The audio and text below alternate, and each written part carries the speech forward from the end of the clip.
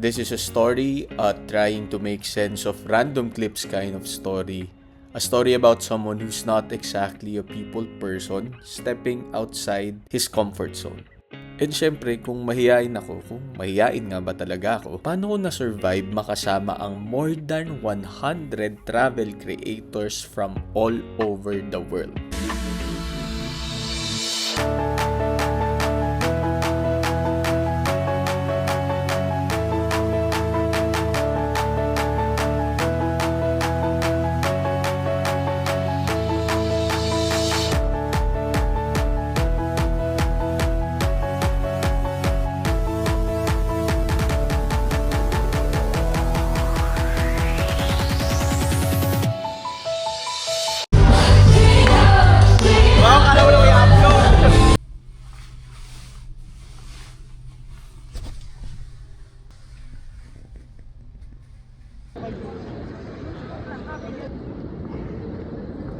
Kami na yung last batch sa mga pupunta sa Klook Creatorverse sa Japan. Pagdating namin doon, day 1 na siya agad. Start na nung event. Yung iba sa amin, nauna na. Kaso ako, work is life kasi since mas magtatagal tayo doon, kailangan ko muna magtapos ng work.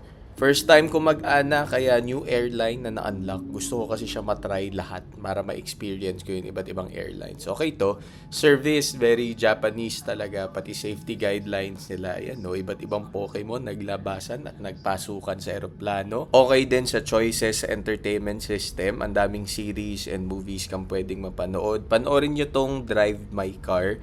Pag tinanong ako ngayon kung anong favorite kong bagong film, ito talaga, one of the best. Ayan, Haikyuu, anime, gusto ko din yan. Madami-dami pa dito. Sa food, kompleto na malabento set. Sarap naman, may pa-ice cream pa na Häagen-Dazs. May mga time na gusto mo talaga ng mas mahaba pa yung biyahe para makapagpahinga ka. So, here we are, nakalapag na tayo sa Narita Airport. Ang saya dyan, no? Kailan kaya ako yayaman na tipong every long flight ko nasa business class na?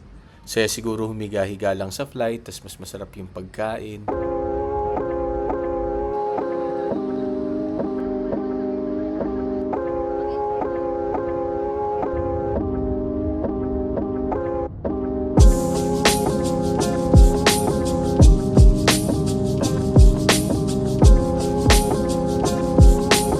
Ito yung magiging room natin for our first night.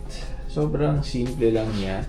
Since part lang to ng onsen, technically, hindi siya parang hotel room. But you can stay here, you can book it through Klook para may stay kayo dito kung feel nyo lalo mag-onsen.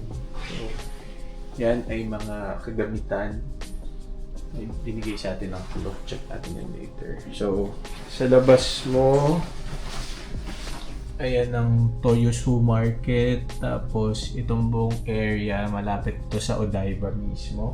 Dito sa kabilang side may sink, mga kung ano-ano, medyo siguro para mamaya. May hangaran ng damit.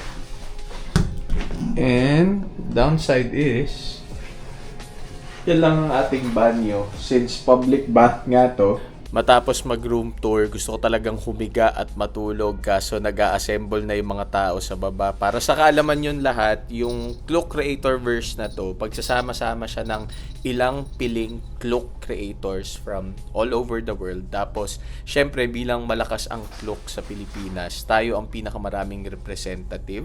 Mas marami nga lang last year. Ito kami lahat, i-post, titigan, kilalanin. Most of you guys kilala na yung iba dyan. I-follow nyo sila, panoorin nyo rin yung mga YouTube na in-upload nila. Mas malinaw yun, mas kompletong creatorverse. Ako talaga ninanarrate ko lang kasi putol-putol yung mga kuha ko. O wag na tayo mag-stall, mag-ready na tayo pababa. Last year kasama din ako sa Singapore naman kami. This year, ayun nga, big time na nandito na sa Japan. Wow, vlogger! YouTuber ng atake, oh!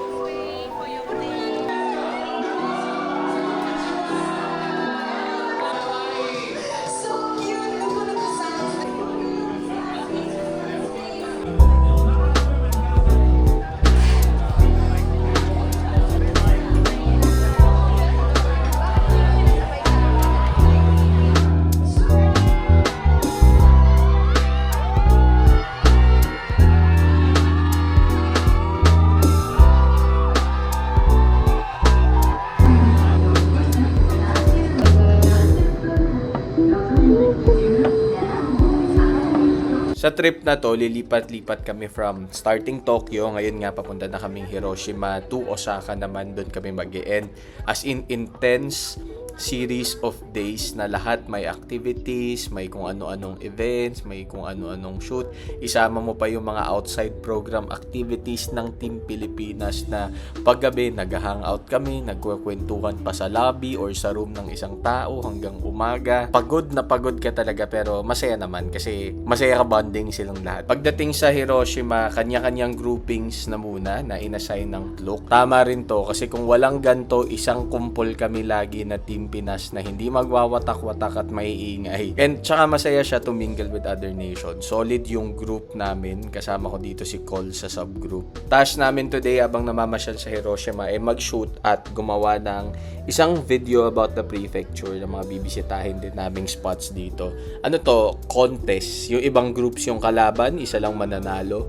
May ilang mga minor awards pero may isang the best. At lalaban talaga tong group namin. Competitive lahat. Kami ni Coles, may kanya-kanya kaming style ng pagka-competitive. Yung ibang groupmates namin, as in intense din. Parang perfect match talaga. Tingnan natin kung manalo nga ba talaga kami dito. Okay, mabilisang room tour na tayo dito sa Hilton Hiroshima nating room. Bilisan ko na lang, tsaka tingnan nyo na lang kasi medyo pagod na, ganun. Buong araw kaming nasa labas. Kaya nga medyo paiba na yung boses ko. Ayun nga yung bed. Dalawa yan, kahit pag-isa lang ako. Halos lahat din ata kami. Nagdadalawa. So, alam nyo na, dyan, mga gamit. Dito, yung talagang higaan. Yung pwede nyong palikutin yung mga yan. Sito na to. Yan o, pag ganyan yan. Ito na yung oras ngayon. Maaga pa kami bukas.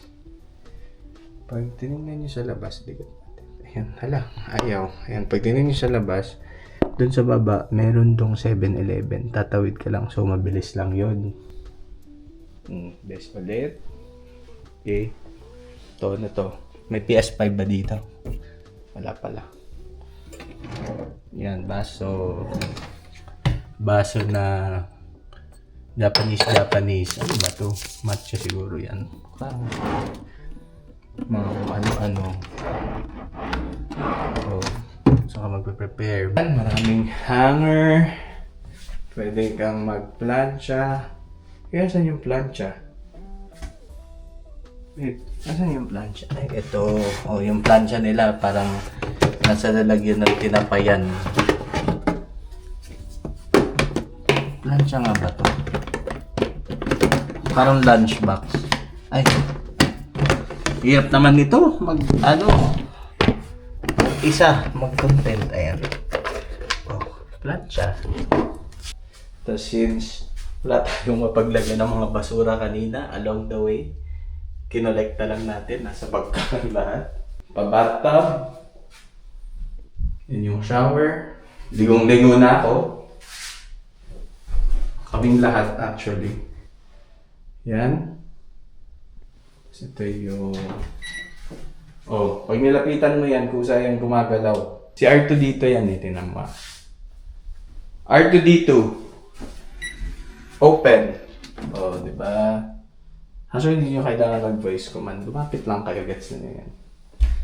Ito, kailangan nyo to. After a long day, Vitamin Lemon C1000. Para talagang may kick na kick. Bukod sa regular vitamins. Night. Actually, mag-ayos pa ako ng mga gamit. So, bye-bye!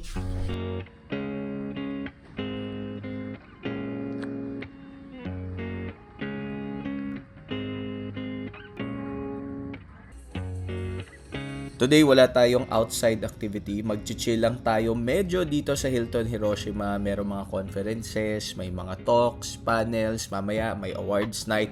Ang hindi alam nung Team Pilipinas creators, kaya hindi nila ako kasama kaninang umaga kasi isa ako sa mga napiling mag-panel thanks sa Klook. Napili nila ako mag-share ng knowledge, skills, and expertise about creating content, mainly through storytelling and converting it to marketing strategies, and sales. Before doing content, kasi nasa advertising industry talaga ako since sa production as creative director, as director din ng mga ads, hanggang creatives na mainly, pati ahensya, handle ng accounts, na-try ko yan. Naging part rin ng client, basta lahat ng saya at katoksikan at challenges ng advertising, damang-dama ko yan. Kaya nga, nabuo din yung Just Got Fed. Hindi talaga siya fed na food. Secondary meaning na lang yun. Pero kung follower ka talaga, makikita niyo sa bio ko na Just Got Fed Up dahil sa advertising o sa day job ko in general ang nangyari. Kaya ayan, ito, nagko-content na ako. Sa ngayon, medyo ginagawa ko pa rin yung ibang advertising stuff but more of freelance lang. So, namimili na lang ako ng mga projects at bihira na lang pag may energy pa ako.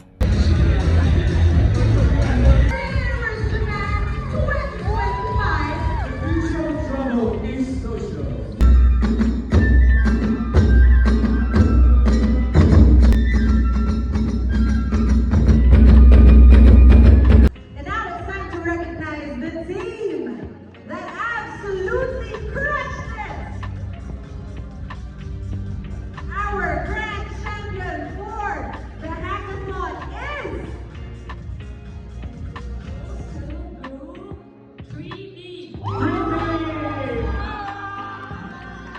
Let's go!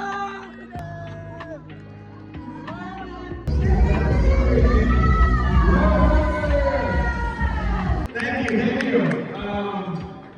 Yeah, we thought that we wanted to really take a different angle in this video. How color, we can use color to bring life to Hiroshima and hope. And then I remember editing the video as we went along on the computer on the bus. And then when the first cut came together, I was like, we can do it. I hope you guys enjoyed it. Arigatou gozaimashita.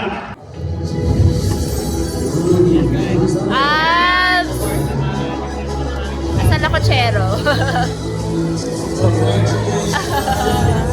Yeah! Oh my God! Yes! Congrats! Woo! Woo!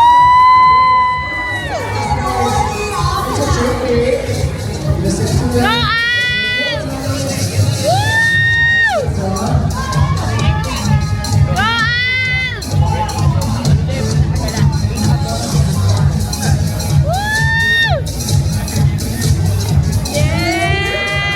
Even before, I always travel for work, so I always do things for work only strictly, but through the opportunities that Club provided us, it made me chase my dream to really see the world, explore different cities. And I would really love to acknowledge Club Philippines for helping all the creators to explore more, and especially Happy for inspiring every one of us to do more, and to the Team Philippines who are really supporting. Hindi ko rin talaga ina-expect. Alam kong na-nominate ako, pero ito kasi hindi na siya voting system. Talagang ang basis na nila is kung sino yung pinakamaraming naging travel dahil sa Klook, and isa ako sa mga yon, which is true naman talaga kasi dati hindi naman talaga ako pala travel, or most ang travel ko ay work, so hindi ko ma-appreciate talaga yung lugar. Pero ngayon dahil sa Klook, nabigyan ako ng opportunity to go to different places, to see the world talaga, which is yun naman talaga yung plano ko. Ito na lang ang ilang clips sa after party namin dito sa Hiroshima. May mga pinuntahan kaming bars na mga parang speakeasy, talagang OG na mga bars dito. May ilan kasi kaming kakilala mga Japanese na part rin ng creators ng Klook, kaya dinala nila kami dito. Sobrang saya, as in parang dito nabuo yung bond talaga namin. Mas na-solidify, kaya up till after the event talaga magkakasama pa rin kami, nag-get together, ayan. Mas nakapagpakilala sa isa't isa. Hindi ko na isasama ibang clips kasi baka pa-wild na ng pa-wild. So, yan na lang muna. When you go to the inside, there is a rope. Ayan, after all the celebration, kailangan magpatuloy sa ating tour dito sa Hiroshima dahil hindi lang tayo pwedeng happy-happy. Part ng ating task ay to explore some prefectures dito sa Japan at dito nga sa Hiroshima. Kaya hindi ko nire-recommend na pumunta kayo ng summer kasi pag summer dito sa Japan, as in, ayaw maniwala nung iba pero mas mainit pa sa Pilipinas. As in, tingnan yung mukha ko, parang pikon na pikon. Tapos kailangan pa naming mag-tour the whole day, puro outside activities. Split kami into different groups. Yung iba, sunerte, nasa loob sila, nasa museum. Yung iba, nasa spa day na mga activities. Kami ni Coles, eto, lasing na nga kagabi, na-assign pa sa initan. Kaya, ayan. Pero ang daming maganda dito sa Hiroshima kasi ibang side of Japan talaga yung makikita mo, lalo na kung lagi ka nang pumupunta sa Osaka, Kyoto, Tokyo. Dito nga sa Cave of 1,000 Buddhas, as in, sobrang creepy. Tipong pag pinasok mo yan, isang mahabang route yan para makalabas ka. At tingnan nyo, parang kung familiar kayo dun sa movie na Incantation, parang ganun talaga yung vibe, sobrang tahimik. Tapos one way siya, tapos ako lang yung pumasok. Grabing experience talaga siya. Nandito rin ang Hill of Hope, dito sa may Kosanji Temple. Aakyatin nyo lang yan, papunta doon. Tapos syempre, yung mga the usual, maraming merch dito sa mismong temple nila at kung saan saang areas ka pang mapuntahan. Imagine ko siguro mas maganda talaga dito parang pagpa-spring or yung palapit na yung winter para talaga mas ma-feel nyo yung area dahil ngayon nga talagang para kaming niluluto. Speaking of niluluto, init na nga kami. Ang lunch pa namin for today, itong parang hot pot na kakaiba daw dito sa mismong area ng Onomichi. Kada lugar kasi dito sa Japan, may mga ginagawa silang parang tourist symbolism. Kunwari dito, malemon. Sa iba, mamochi. Mas makilala sa green tea. Kunwari sa uji. May iba't iba silang specialty ngayon. Ngayon, ito, merong paganyang lemon. At ito pa yung ilang products dun sa store nila. Everything lemon, from cakes, from mga honey made with lemon, at kung ano-anong delicacies and products. Kaya ang saya mag-Japan kasi parang kada prefecture, kada spot na pupuntahan mo, may parang hina-highlight sila. At syempre, mas may enjoy mo siyang ma-experience.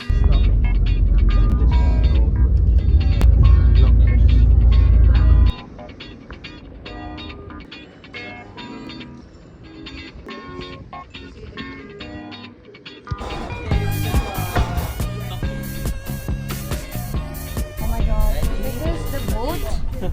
And this is I'm scared. Andre's ready. I'm so ready. Yeah, I'm so excited. One of my friends said it's really gonna go super silent.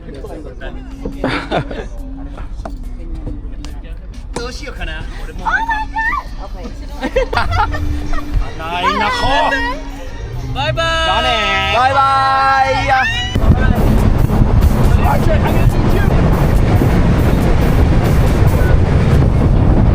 Holy fuck! Whoa! Style!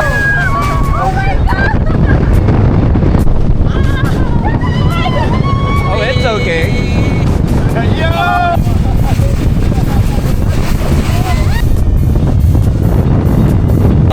He said, like, that's a ship. He and it's too doesn't know big. either, but all he knows is that they're currently like, you know, like boats they have like water in the. Yeah, it's actually like legit and pretty. Thrilling, actually.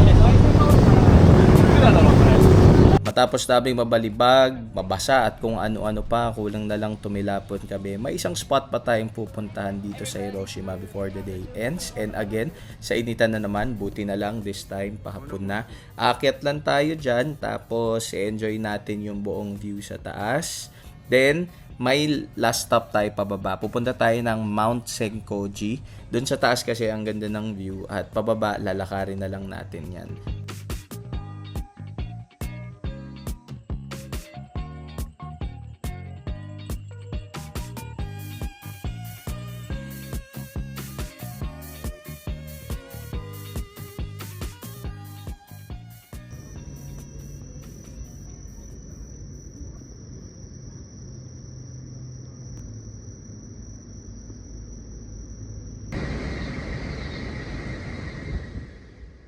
Ang haba na ng araw natin pero mula dito sa Fukuyama, babalik pa tayo sa Osaka kasi doon na tayo magsistay. Sa mga susunod na araw, may mga Osaka activities tayong gagawin. Nakailang balik na ako doon pero marami pa rin naman talagang madidiscover. Pricey talaga yung Shinkansen pero mabilis kang makakarating from one place to the other. If kunwari mag-Osaka to Tokyo kayo, parang nasa 4 hours lang. Mas mura talaga kung magpa-flight kayo pero yun nga, ito kasi wala nang check-in, sasakay ka na lang. Ang kagandahan pa sa mga train stations dito sa Japan, most of them meron talagang mga allotted na lockers, lalo na dun sa mga major areas.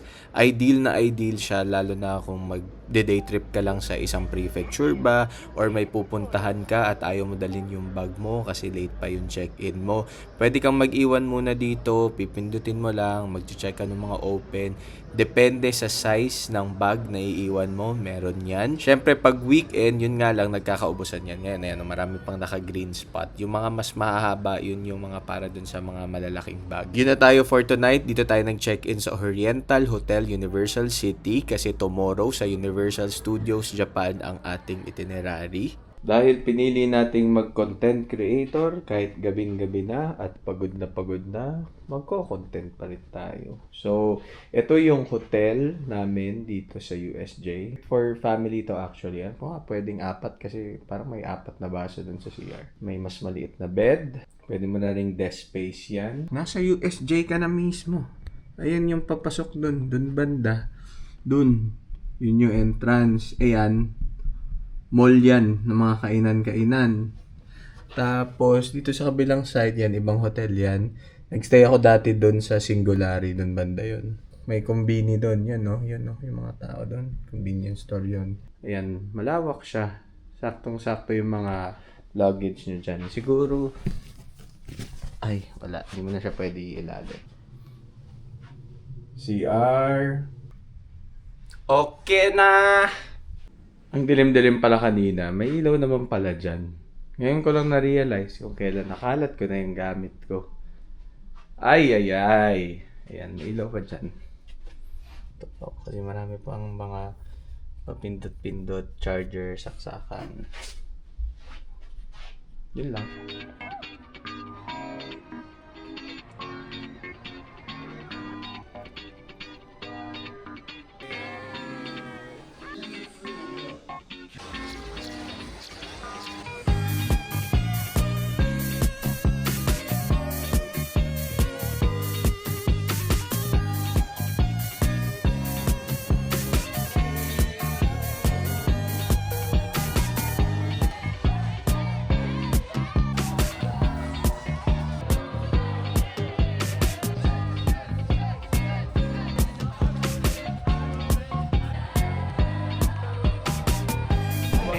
Ang makatang Just Cut Fed.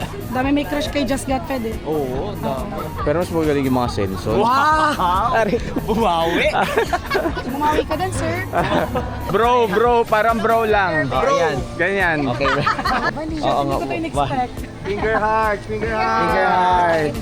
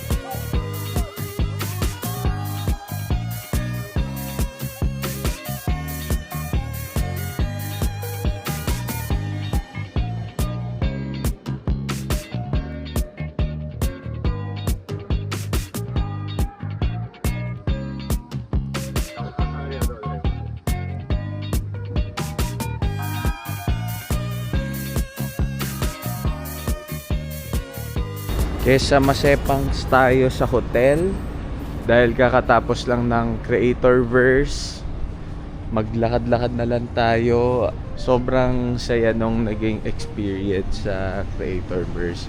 Lalo na ako, sanay kasi ako mag solo travel. So una, hindi talaga ako sure kung makakasabay ba ako dun sa dami ng tao, over 120, kasi 112 participants pa lang yun. Yung team pa from Klook, na hindi lang naman sila parang admin na hindi namamansin, talagang kasama namin sila, kausap namin sila, kabonding namin sila all throughout. Tsaka yung mga people that we met along the way, sobrang dami and overwhelming, but sobrang saya. So ayan na yung Namba Park. Napatigil ako kasi sobrang wait papakita ko sa inyo. Sobrang busy ng mga tao. Even yung mga taga ibang bansa nagko-comment dito sa post ko na nagtag ko daw sila or whatsoever. Kasi nga lahat siguro nafe-feel na ito. Feeling nostalgic lahat. And dun sa group chat ng Team Philippines, parang lahat sila umiiyak na. Syempre di ko papakita, baka ano sila. Kunyari, ayoko ipakita yung may mga nagpa-pop up eh. Ayoko basahin yung ano namin, yung group chat kasi baka madamay ako sa pagkasenti nila. O, di ba? Mahaba yan. Dami naming pinagdadaanan lahat. Siguro nga kasi the best thing kung bakit nagiging madrama lahat ng mga tao dahil nga minsan ka lang makahanap ng mga taong magsaswak sa jive mo, kahit may mga individuality kami syempre, pero parang same kami ng mga saltik na hindi mo maintindihan. May thing with travelers na parang may lahat kami in one way or another may hinahanap sa sarili, kaya siguro kami mahilig mag-travel at pare-pareho rin kaming gustong i-share sa inyo yung mga travel experience namin, kasi nga gusto namin mapa-feel sa inyo yung high. Hindi lang namin to ginagawa for the views, for the whatsoever, but gusto rin namin na kayo mismo maka-experience ng sarili nyong journey pag nagta-travel na rin kayo.